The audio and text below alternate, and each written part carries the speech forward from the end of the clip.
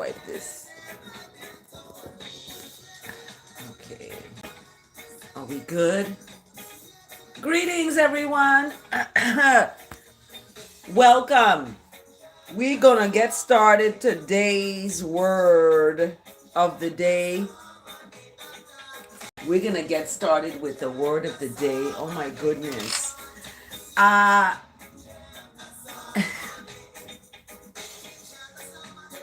I'm just getting up. It is about 3 minutes to the top of the hour. Yeah. And it's early. Happy October 1st, everyone. Thanks for joining. We give thanks. Yes. Oh my goodness.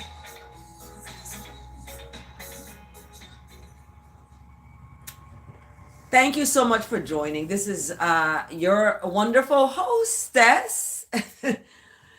Oh my goodness, I just got up and not just got up, but I've been up now, and because I go to bed at 7, but first night I did not go to bed at 7. It's been, oh my goodness, it's been something else. I'm in an office suite. I was, it's interesting what happens in this office suite. There's a parking lot that the parking lot is in the back of the building, and the office suite has a door to the back of the building. And there's nobody who has a key to the back of the building except for, I guess, Janet. I don't know who has the master key. It's one key to open that. And it's more convenient for faculty to go through that back door because then they're right in the suite. They would have to walk around the building and go to the front entrance and go into their office. Supporting faculty in this way, or the lack thereof, is troubling. It's very troubling. And it's troubling in the sense that you have to put a rock at the door if you want to keep that door open. Because when you bring your car around to park it and to go into the suite, you may have things to carry into the office, and you're not able to go through that door. So you got to walk all the way around. So anyway, it's mind-boggling how stupidity can rank at a university. And when I talk about stupidity, I'm talking about the nonsense of protocols that don't make sense to the people who are working there. And I'm disturbed by that, okay? And I'm prefacing the word today with this because the theme of this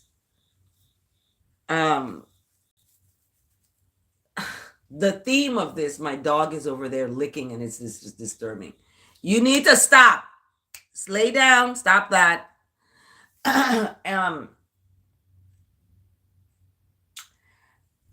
And we have to life expresses love. That's what it's supposed to do. And when your employees are calling out and reaching out to get help, you need to accommodate them. They're not asking you to move the building. They're not asking you to take the door off. They're asking you to get a key for the door so you can get in when you come around that side. So having a key just for the front and not the back, it's oppressive. I can't get inside to the from that door. Um, and as we look at the word today, I'm going to start with that because the word today, oh my goodness. The word today gives us a good starting point to deal with this shenanigans. And this has been happening from such time ago. Um, we were in another office suite and there were toxins that were fuming because they had a room that was cleaning lab equipment, and these toxins were filling up the space. They told us we're smelling bleach. They're gonna tell us what we're smelling. It's like, no, we're not smelling that. What are you talking about? We're not just sitting here complaining. This is real. We're in the office and we know what's going on. So when you do that, when you push back on an employee, when they are crying out to you, because I was yesterday in my office in tears, bawling, how oppressive that is. I don't have a key to get into that door, and you're going to tell me there's only one master key. You can't have it. Even though you work there, you can't have it. So lock and block the door off. Then nobody should go in and out of the door if you can't allow us to put a rock to the door. So this is what I've been tackling with yesterday, and it's been quite disturbing. So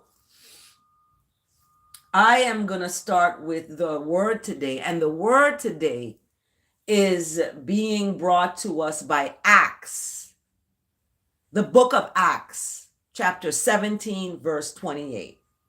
Okay, chapter 17, verse 28, the book of Acts. And in the book of Acts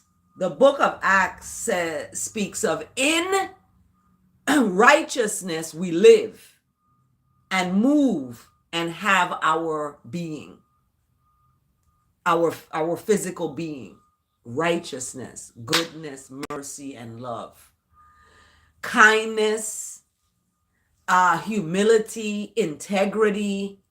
What else? Integrity, compassion. All of this is an important part of your being. However, there are some beings that are on the earth that are not compassion, kind, and I could see it in the place where I am working. We have a lot of undercover racists. Okay, when I talk about undercover racists, I'm talking about people who do not like Black people, but they work at a Black university. They don't like Black people, but they work at a Black university. There's a white woman suing the Black university right now, this moment. Okay, it's public record. You can look it up. White woman is suing a historically Black university, and not just suing the university, but individuals in the university. And this is scary. It's white supremacy up in the rise. And it's somewhat revealing too, because I'm writing a book about this, and the influence of white supremacy has not only infested white people, but it's infested Black people. Okay. It's infested Black people. And Black people are threatened by their own Black people. They've been manipulated and their minds have been brainwashed into disliking themselves, so they dislike you because you're Black. And they won't support you. They won't if you have a complaint or you want a problem solved, they're not going to do that and help you. This is evident in the Black infant mortality rates when Black women go to the hospitals to have babies. They sometimes don't survive, or they're not cared for in the same way as a white woman having a baby. So as I said all that, a lot of people left my live, and all that. So you can leave the live. This is not for you. So when you talk about, this system, it's not the people, but it's a system of influence that they're under. They're under this white supremacy influence that because they're white, they're right.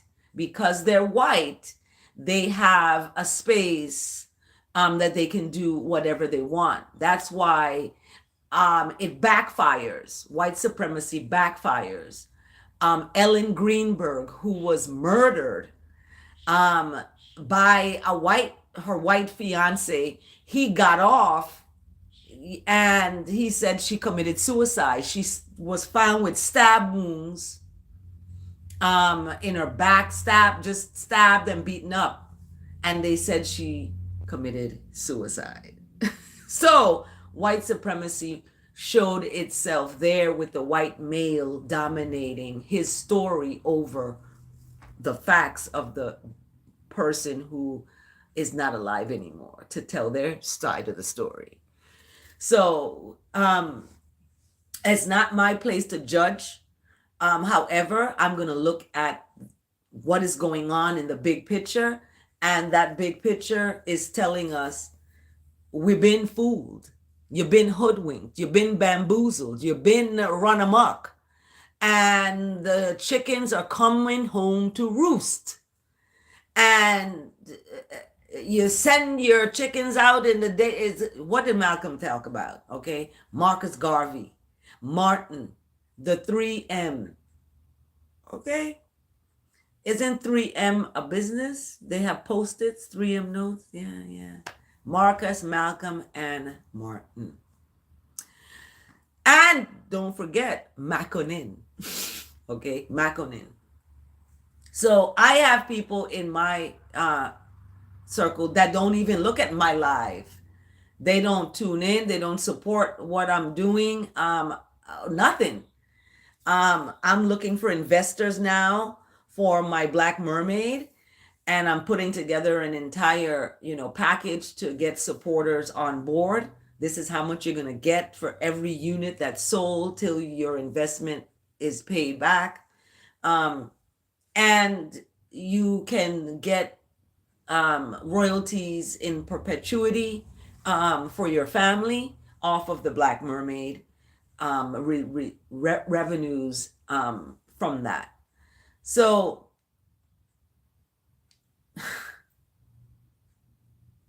yeah, we are fighting a battle, and it's not a fake battle. It's real. Racial battle fatigue is real. White supremacy is real. Just because you're a light-skinned Black person and you don't get the beat down like a dark-skinned Black person, don't mean white supremacy ain't real. Just because you're floating around and getting into, passing, it's called passing for white. You're passing for the indoctrinated system. And when people do that, it, shows that they're under the influence. So when you read this book, you're going to ask yourself a question: am I under the influence of white supremacy? And these are the indicators of that. So let's get to Acts chapter 17, verse 28. We live in love and move, and love has our being. And love is in him, his imperial majesty, HIM, Christ in his kingly character, Jesus the name that was given to that one that was a slave ship, actually, the SS Jesus, and this idea of renaming things, and renaming, God in the image of white supremacy, because when you see the name Jesus, you equate it with white, male, blonde hair, blue eye guy, right? And God as this white man with a big beard and like Santa Claus, right? So we have to remember that a lot of times, people are under this influence and you just have to let them be. I am not going to I'm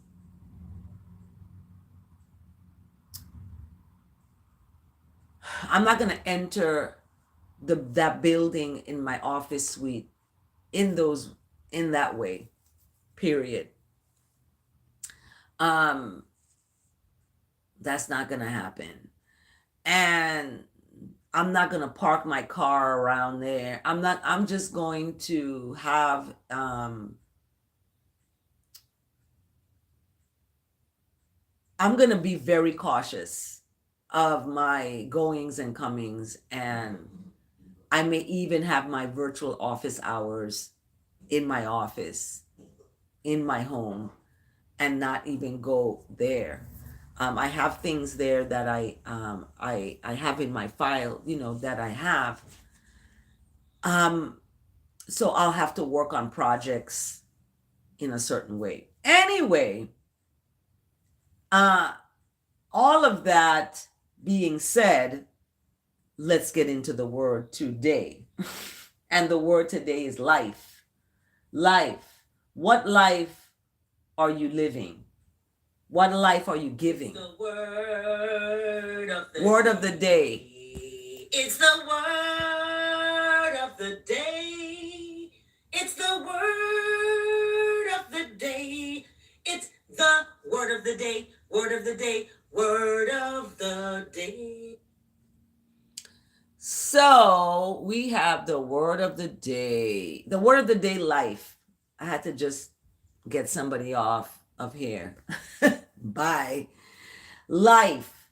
So the word today, life, by dailyword.com. I am radiant. I am a radiant expression of God's infinite life and love. Okay, remember that. And that's what you are. You are an infinite expression. You're an expression of God's life and love. When you go, and what is God's life, infinite life and love? It's compassion, kindness, long suffering, right? Integrity, mercy, having mercy on folks, giving them a key so they can get into the building in the back if they want to get into that side of the building because they parked their car there. Give them a key. There's only one mat, whatever, having mercy on people and showing compassion for people. There's a elder faculty member who has to walk, like, show compassion. And it's scary because you're not showing compassion, you're not having mercy, and then when people speak up about it, you want to talk that they're crazy, they're whatever. So, expression of God's life and love, that's what I'm going to express, even though I'm dealing with oppression. Yeah. Oppression is looming at a historically Black university. Can you imagine in Maryland, on the campus where enslaved Africans lost their lives, worked, died, and were persecuted, families ripped apart, sent down south. Women were bred like in like an animal, and their babies sent down south. Um, this is what went on in Maryland, in these parts. And to tell a faculty member they're not getting a key to open a door, that they have to come through, and they can't put a rock there because it's out of compliance with fire codes, so they can get in and out. Why can't you just give them a key? That is oppression. That's a form of power and domination. It's oppression. And I refuse to be within a space where I don't have a key to get in and out of a building, whether it's the front or the back or the left or the right or the up or the down. If I don't have a key to get out or to get into that building, you telling me I'm not valued to have a key. I need to use the key what I was given and come around the building to the front. So why put a parking lot there? Why put a door there if you can't go in and out the door? So yeah, J-Dub in the house. Narcissistic folks. That's what it is. It's got to be. It's got to be. And it's not, like I just said earlier, it's not the folks, it's a system. People are under an influential system of indoctrinated bull crap. It's crap, it's horse poo-poo. Okay? That's what it is. It's not nice. Okay? And there are levels to it, because narcissists, you know, my daughter, she actually gave me a printout, and she said I'm having narcissistic tendency. And I read it. I was like, oh my goodness, I need to check that. So when we talk about narcissistic people, you got to look at yourself deeply, and see if you may have those tendencies. Okay, some can be covert narcissists. Yeah, some can be that. The word today, you know, life teaches us some important facts, that life is much more than mere existence.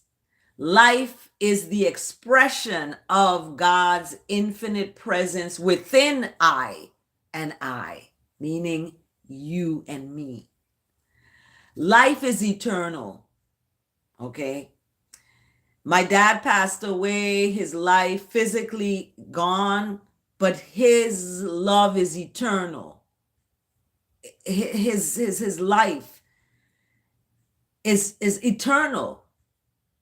You know, it's a sacred, vibrant, flowing through every part of each of you, of I and I. Okay. As I align with divine wise mind, I recognize life is not just happening to me, but through me. I co-create with goodness, righteousness, mercy, love, kindness, humility, long-suffering, compassion, and confidence in myself.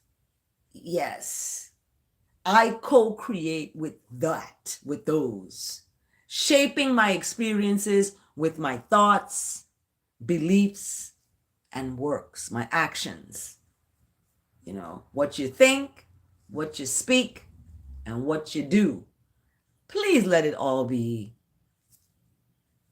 together, like in one. What you're thinking, what you're speaking, and what you're doing is the same. Some folks thinking one thing, they say a next, and they do something totally different.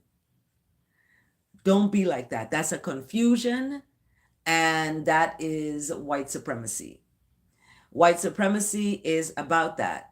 Their thoughts of white supremacy, that white is right, the words of white supremacy is black is wrong and bad. And then the actions of white supremacy is we're going to keep you down. You stay right there. You got a doctorate degree? We're going to call you Miss Sewer. We're not going to call you doctor. When you see on my door, it says doctor. But this is what white supremacy does. And some black people are under the influence of that. Amanda Seals, my girl, she shout out to Amanda Seals. Are you on the SEAL squad? Because she talks about that in her latest video. Black people don't support other black people enough. Enough. Just what I said. I got the Black Mermaid. I'm looking for investors. Hit me up. Who I get wanting to support me? White people. White people. Here, I'll give you this. I'll give you that. I'll give you this. I'll give you that. Where are my black people? They rather go gamble at the casino and put that money in the slot machine to make who richer? The same oppressor? That's why I said it's a mental situation. And Willie Lynch did it best. He broke it down. Like, you can take the chains off of these folks. Let them go. Let them run free. You don't have to go run after them and fugitive law. Let them go. You can chain them in a different way. Chain them in an entirely different way.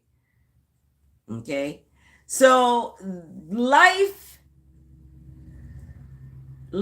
is the word today. What are you living? How are you living? Bob Marley asked the question, do you like how you're living? Do you like your situation that you're living in? So every moment holds the potential for renewal. Every moment, every second, you can be better, brighter, loving, more and more love abound. You can be. Every moment you can make a choice. Because yesterday, when I went off I could have made a choice and just throw chairs and be angry and beat people up. But I didn't.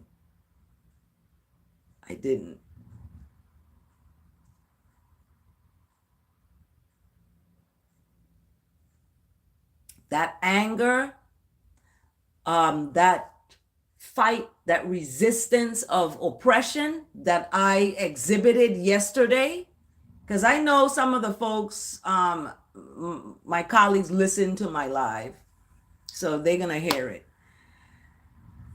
That resistance and that oppression, what came out of that was knowledge. And what is knowledge? Power. Power is not to be wielded in oppression. Power is to uplift, empower. Right? So every moment holds that potential for renewal, growth, and joy. Right? I'm going to find joy in that this oppression, that not having a key to a door, and the reasons that the oppressor is giving for not having a key to the door. There's only one master key, and nobody in there has the key. The devil is a lie, because I know somebody in there has a key to that back door. I'm going to go to every single office and ask, do you have a key to this back door? So when I embrace life and with faith, and gratitude. Leave them alone. They're not giving you a key for the back door. Leave them alone. Have faith and gratitude. I open myself to possibilities. Like, I'm not going to fight you for a key for the door. You can be oppressive. You show yourself as that. I'm not going to fight you for that. You already got battles going on. You got a white woman suing you and the university itself for discrimination or whatever. I don't know. You got to read it. It's in the public record. Look it up. White woman suing historically black university. So challenges, okay, become stepping stones. Like, this is a challenge.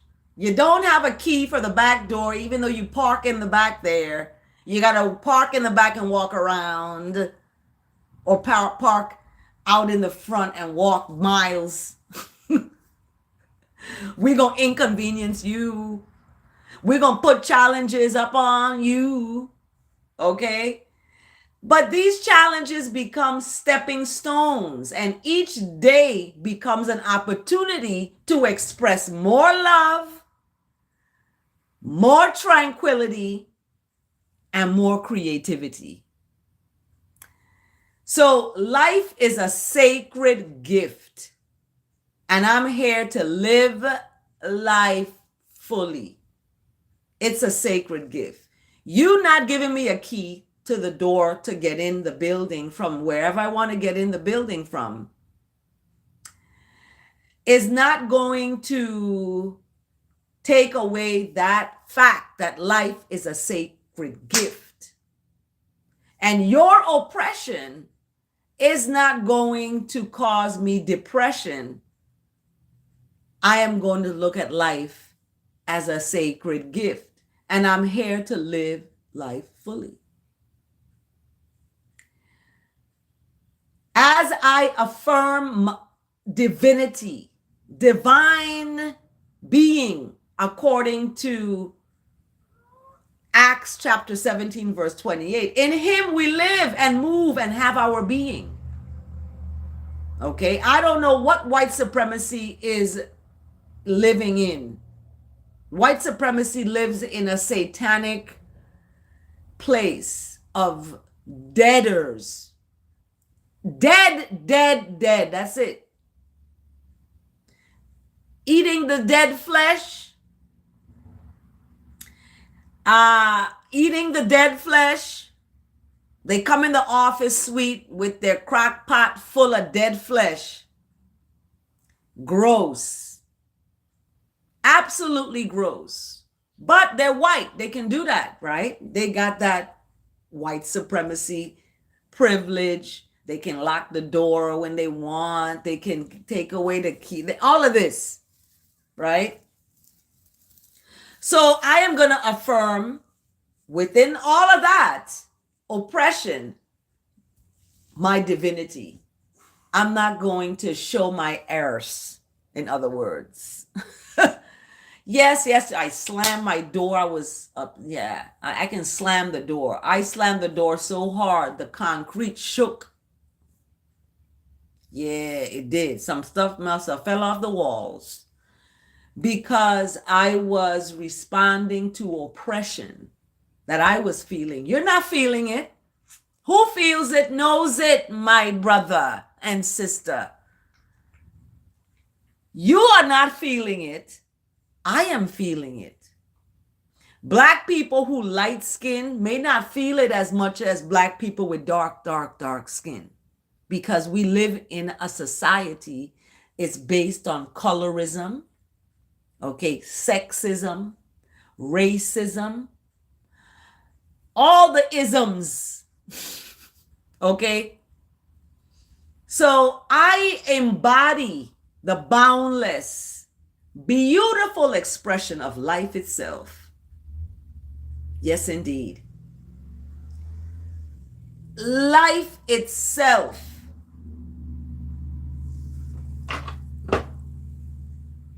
Yes, indeed. That was the word today, y'all. That was the word today. Let's get with the verse today now, because this is getting very intense. Let's get with the word today. Verse of the day. A verse of the day, rather. Verse. Verse. Verse of the day. Verse. Verse of the day. Verse. Verse of the day.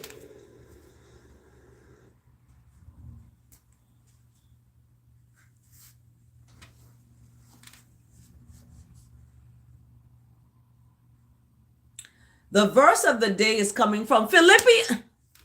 Philippians, I love you. We were with you yesterday. But it's not Philippians. It's Matthew. Gotcha. Matthew is bringing in our verse today. So we want to thank the book of Acts for bringing in our word today, life. What life are you living? How are you living that life? Bob Marley sings this song.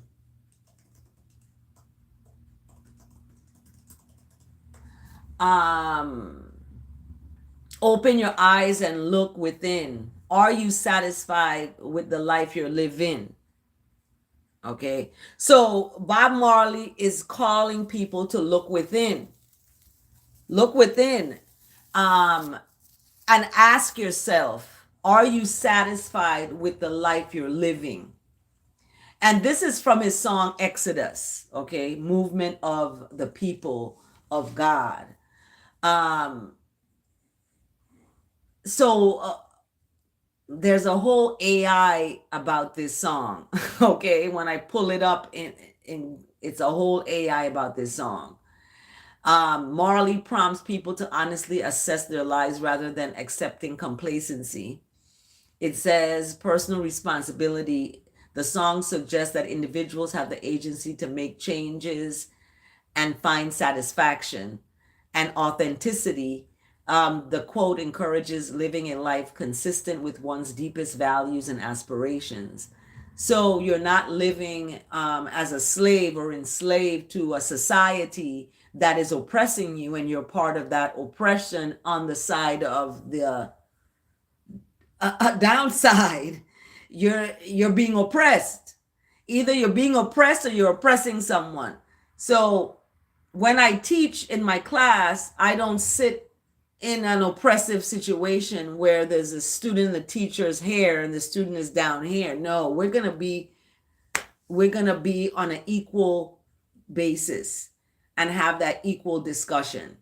Because why would I be at a podium in front of my students? That signifies I am more than them. No one is more than anyone. And that's where this power thing is coming in. They're not giving us a key for the door. Because they could easily give us a key for the door.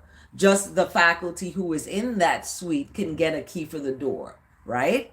They don't want to do that because then it's giving in. It's giving their power over to us. And we cannot have the power. We're just faculty teaching, that's it, boom. And situations like this gets embroiled, and people lose their jobs, because you're speaking out about something that's oppressive, and the oppressor doesn't want you speaking out about anything that's oppressive. So the verse today is coming from Matthew chapter 5, 11 to 12. And we are in the book of Matthew. Those of you who are in my Bible challenge, we're in the book of Matthew starting October. Matthew starts us off. And then we go to Mark, October 10th. Ooh. Yeah, October 10th, we go to Mark. So next Friday, we go into Mark.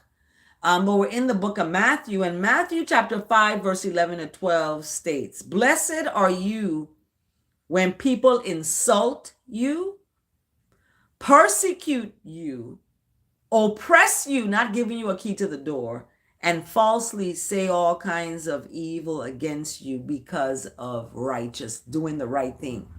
wanting the right thing done. The right thing is to give faculty a key to that door so they can get in and out. Yes. And blessed are you when people do that, when they oppress you, when they persecute you, and they falsely say all kinds of bad, evil things against you because you are speaking the truth and right. Okay? Rejoice. Don't get angry with these folks. I did that yesterday. I slammed it. I was angry. Okay? Don't get angry. Rejoice and be what? Glad. Because what?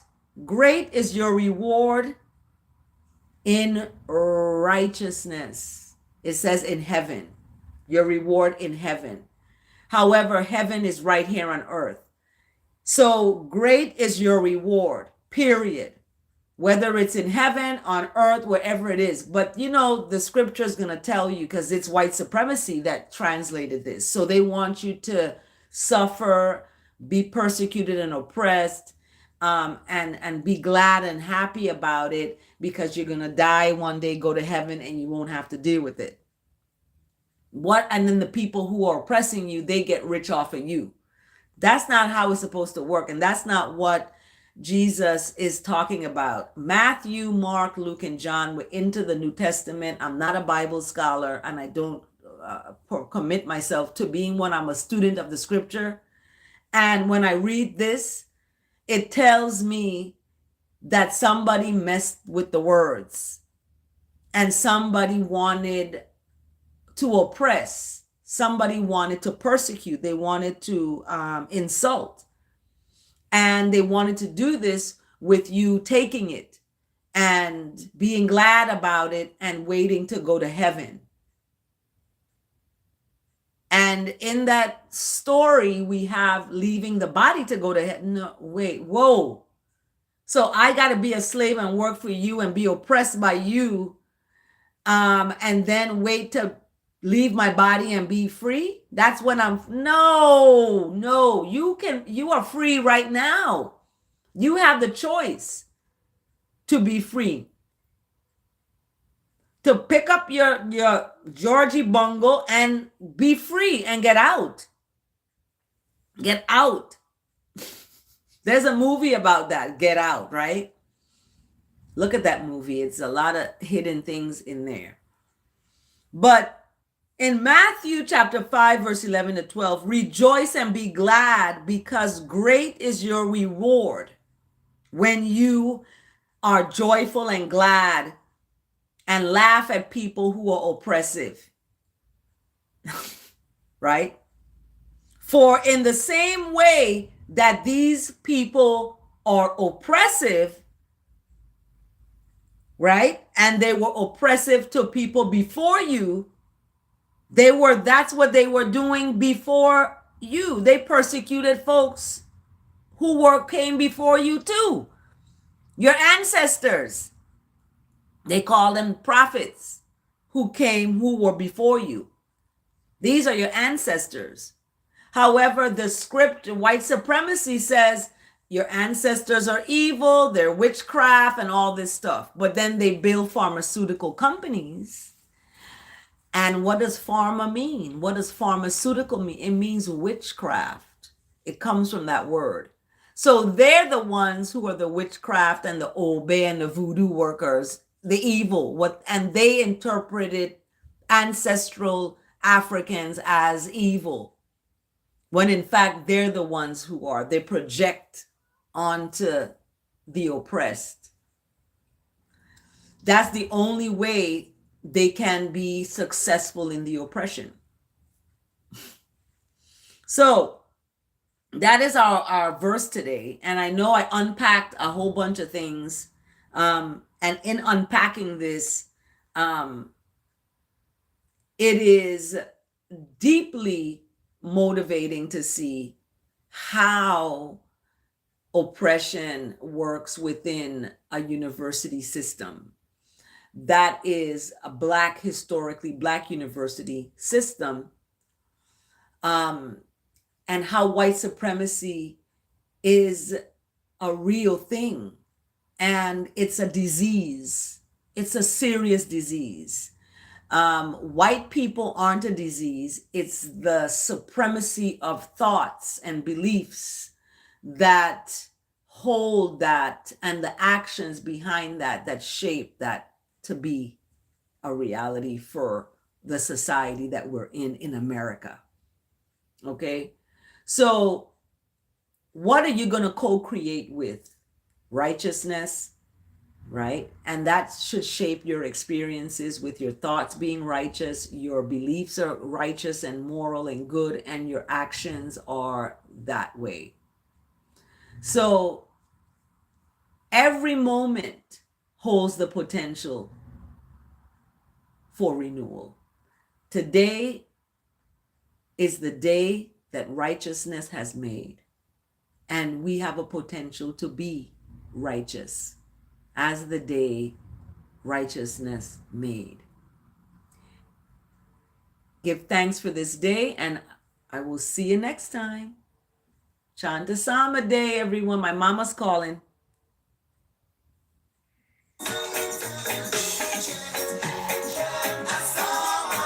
Hi, mommy.